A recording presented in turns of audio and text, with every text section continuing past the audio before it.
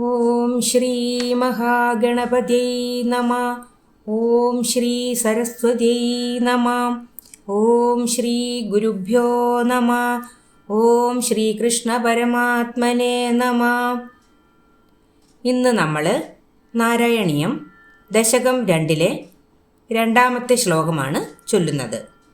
1-ാമത്തെ ശ്ലോകത്തിൽ ഭഗവാന്റെ കിരീടം, ഗോപിക്കുറി, കവിൾത്തടങ്ങൾ, കണ്ണുകൾ, മൂക്ക്, കഴുത്തിലെ കൗസ്തുഭരത്നം, മാലകൾ, ശ്രീവത്സം എന്ന മറുക് ഇവയെപ്പറ്റിയൊക്കെയാണ് പറഞ്ഞത്. ഇനി അടുത്ത ശ്ലോകം ചൊല്ലാം. കേയൂരംഗദ കങ്കണോത്തമ മഹാരത്നാങ്കുലീയാങ്കിത ശ്രീമദ്ബാഹുചതുഷ്ക സംഗതഗദാശങ്കാരി പങ്കേരുഹാം കാഞ്ചിത് കാഞ്ചന കാഞ്ചി ലാഞ്ചിതലസത് പീതാംബരാലംബിനീമാലംബേ വിമലാംബുജദ്യുതിപദാം മൂർത്തിം തവാർത്തിച്ഛിതം. ആദ്യത്തെ 2 വരികളുടെ അർത്ഥം നോക്കാം. കേയൂരാംഗദ കങ്കണോത്തമ മഹാരത്നാങ്കുലീയാങ്കിത ശ്രീമദ്ബാഹു ചതുഷ്ക സംഗത ഗദാശങ്കാരി പങ്കേരുഹാം. കേയൂരം എന്നാൽ തോൾവള. കേയൂരംഗത, അംഗതമെന്ന് പറഞ്ഞാൽ തോളിൻ്റെയും കൈമുട്ടിൻ്റെയും ഇടയിൽ ധരിക്കുന്ന വള പോലെയുള്ള ആഭരണം. കേയൂരാംഗത കങ്കണം, കങ്കണം എന്ന് പറഞ്ഞാൽ സാധാരണ കൈവള, കയ്യിൽ ധരിക്കുന്ന വള. ഉത്തമ മഹാരത്നാങ്കുലി, ഉത്തമമായ മഹാരത്നങ്ങൾ, ശ്രേഷ്ഠരത്നങ്ങൾ പതിപ്പിച്ച അങ്കുലീയം. അങ്കുലീയം എന്ന് പറഞ്ഞാൽ മോതിരം. അപ്പോൾ ഈ തോൾവളയും അംഗതവും കങ്കണവും മഹാരത്നങ്ങൾ പതിച്ച മോതിരങ്ങളും ധരിച്ച, അങ്കിത ധരിച്ചിട്ടുള്ള ശ്രീമദ്ബാഹുചതുഷ്ക, ശ്രീമദ് ഐശ്വര്യപൂർണമായ മനോഹരമായ ബാഹുചതുഷ്ക, ബാഹു എന്ന് പറഞ്ഞാൽ കൈകൾ, ചതുഷ്ക 4 അപ്പം 4 തൃക്കൈകളെയാണ് ബാഹുചതുഷ്ക എന്ന് പറയുന്നത്. ഇങ്ങനെയുള്ള 4 തൃക്കൈകളിൽ സംഗത ചേർന്നിരിക്കുന്നു. എന്തൊക്കെ? ഗദാ ശങ്കാരി പങ്കേരുഹാം.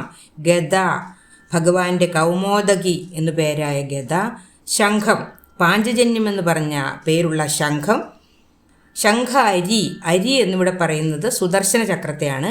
പങ്കേരുഹാം, പങ്കം എന്നാൽ ചെളി, പങ്കേരുഹാം ചെളിയിൽ നിന്ന് വന്നിരിക്കുന്നത്, അതായത് താമരപ്പൂവ്.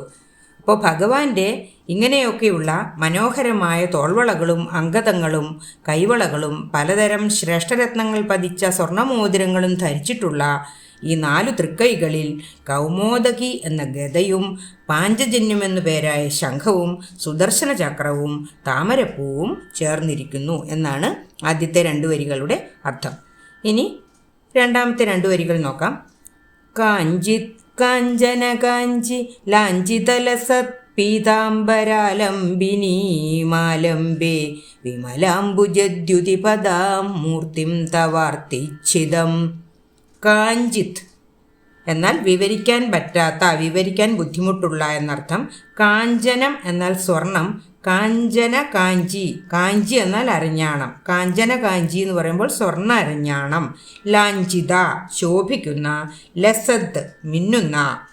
അപ്പോൾ സ്വർണ്ണ അരഞ്ഞാണം ചേർന്നിരിക്കുന്നത് കൊണ്ട് ശോഭിക്കുന്ന പീതാംബരം മഞ്ഞപ്പെട്ട്, ആലംബിനി ചാർത്തിയിരിക്കുന്നു. എവിടെ? ഭഗവാന്റെ അരക്കെട്ടിൽ ചാർത്തിയിരിക്കുന്ന ഈ മഞ്ഞപ്പെട്ടിന് സ്വർണ്ണ അരഞ്ഞാണം ചേർന്നിരിക്കുന്നത് കൊണ്ട് ശോഭിക്കുന്നു. ആലംബേ ഞാൻ ആലംബിക്കുന്നു. എന്തിനെ? വിമലാംബുജദ്യുതിപദാം മൂർത്തിം തവാർത്തിച്ഛിതം. വിമലാംബുജദ്യുതിപദാം, വിമലം പരിശുദ്ധമായ, അംബുജദ്യുതി അംബുജം എന്നാൽ താമര, അംബുജദ്യുതി താമരയുടെ ശോഭയാർന്ന പദാം ശ്രീപാദങ്ങൾ ഭഗവാന്റെ. അങ്ങനെയുള്ള പാദങ്ങളോടും താമരയുടെ ശോഭയാർന്ന ശ്രീപാദങ്ങളോടും കൂടിയ മൂർത്തിം രൂപത്തെ, തവ അങ്ങയുടെ, ആർത്തിച്ഛിതം ആർത്തി എന്ന് പറഞ്ഞാൽ ദുഃഖം, ആർത്തിച്ഛിതം ദുഃഖത്തെ ഛേദിക്കുന്ന, ദുഃഖത്തെ ഇല്ലാതാക്കുന്ന അങ്ങയുടെ ആ ശ്രീപാദങ്ങളോടും കൂടിയ ആ രൂപത്തെ ഞാൻ ആലംബേ ഞാൻ ആലംബിക്കുന്നു എന്നാണ് ഈ 2-ാമത്തെ 2 വരിയുടെ അർത്ഥം. അത് ഒരുമിച്ച് പറയുമ്പോൾ മനോഹരമായ സ്വർണ്ണ അരഞ്ഞാണം ചേർന്നിരിക്കുന്നത് കൊണ്ട് തന്നെ ശോഭിക്കുന്ന മഞ്ഞപ്പട്ടുടയാട ധരിച്ചിട്ടുള്ള അങ്ങയുടെ അരക്കെട്ടും പരിശുദ്ധമായ താമരപ്പൂവിൻ്റെ ശോഭയോടുകൂടിയതും ലോകദുഃഖങ്ങളെ ഇല്ലാതാക്കുന്നതുമായ അവിടുത്തെ ശ്രീപാദങ്ങളെയും അങ്ങനെയുള്ള ശ്രീപാദങ്ങളോടും കൂടിയ അങ്ങയുടെ രൂപത്തെ ഞാൻ ആലംബിക്കുന്നു, ഞാൻ ആശ്രയിക്കുന്നു എന്നാണ് രണ്ടാമത്തെ 2 വരികളുടെ അർത്ഥം. ഇനി നമുക്ക് ഈ ശ്ലോകത്തിൻ്റെ ഒരുമിച്ചുള്ള അർത്ഥമെന്ന് പറയാം. ഭഗവാന്റെ മനോഹരമായ തോൾവളകളും അങ്കദങ്ങളും കൈവളകളും പലതരം മഹാരത്നങ്ങൾ പതിപ്പിച്ച സ്വർണ്ണമോതിരങ്ങളും ധരിച്ചിട്ടുള്ള 4 തൃക്കൈകളിൽ കൗമോദകി എന്ന ഗദയും പാഞ്ചജന്യം എന്നു പേരായ ശംഖവും സുദർശന ചക്രവും താമരയും ചേർന്നിരിക്കുന്നു. കൂടാതെ മനോഹരമായ സ്വർണ്ണ അരഞ്ഞാണം ചാർത്തി ശോഭിക്കുന്ന മഞ്ഞപ്പട്ടുടയാട ധരിച്ച അരക്കെട്ടും പരിശുദ്ധമായ താമരപ്പൂവിൻ്റെ ശോഭയാർന്നതും ലോകദുഃഖങ്ങളെ ഇല്ലാതാക്കുന്നതുമായ ശ്രീപാദങ്ങളോടും കൂടിയ ആ രൂപത്തെ അല്ലയോ ശ്രീ ഗുരുവായൂരപ്പ ഞാൻ ആശ്രയിക്കുന്നു എന്നാണ് ഈ ശ്ലോകത്തിൽ മേൽപ്പത്തൂർ പറയുന്നത്.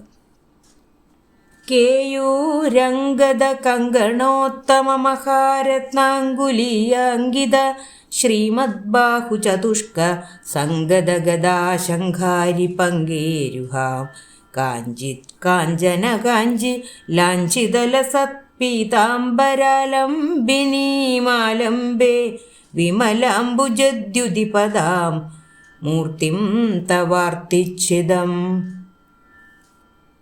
3ാമത്തെ ശ്ലോകവും അതിൻ്റെ അർത്ഥവും അടുത്ത വീഡിയോയിൽ ചെയ്യാം.